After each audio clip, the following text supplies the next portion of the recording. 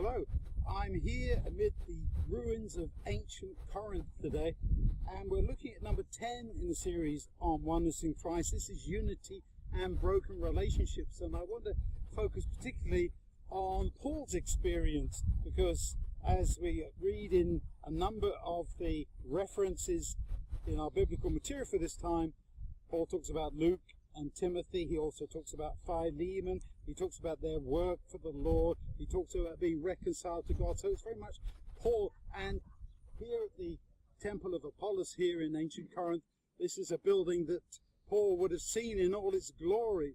And I want to tell you about his experience there in Corinth. He had left Athens, travelled over to Corinth on the same kind of road that we just travelled on.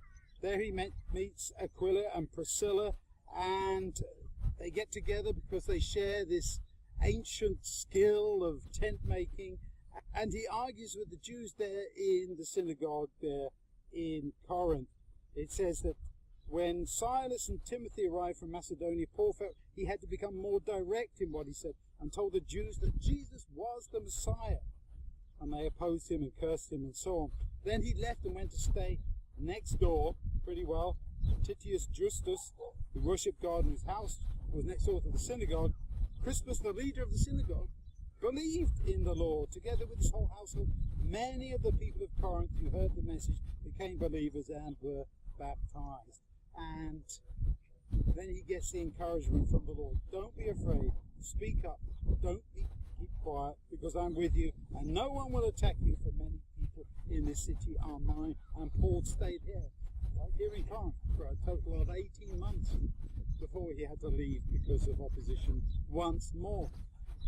The healing of broken relationships. That's what we're thinking about this week in terms of oneness. And we see how Paul is very much involved in healing that broken relationship, which is the biggest broken relationship between us and God, which then helps us with our understanding one to another. So as we think about that this week, as we think of Paul's experience here in Corinth, as we think about all that he went through, and also as we think about how we are made right with God, how we have unity with God once more, I pray that you will think about those things and be blessed as you do so.